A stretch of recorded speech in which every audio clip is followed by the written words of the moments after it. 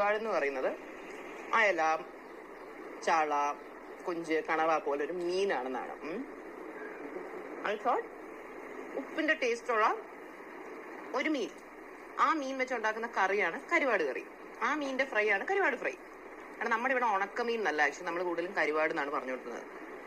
എന്റെ കൊച്ചിലത്തെ ഒരു റേഞ്ച് വെച്ച് ഇനി ഉണക്കമീൻ എന്ന് പറഞ്ഞിരുന്നെങ്കിലും എനിക്ക് അത് ക്ലിക്ക് ആവണം എന്നുണ്ടായിരുന്നില്ലായിരുന്നു. But still we say karuvadu, we don't really say unakkameen. ഉപ്പ് കരുവാട്, ഉറവച്ച് ചോറ്. ശരി, അതുകൊണ്ടായിരിക്കും നമ്മൾ കരുവാട് എന്ന് പറഞ്ഞത്.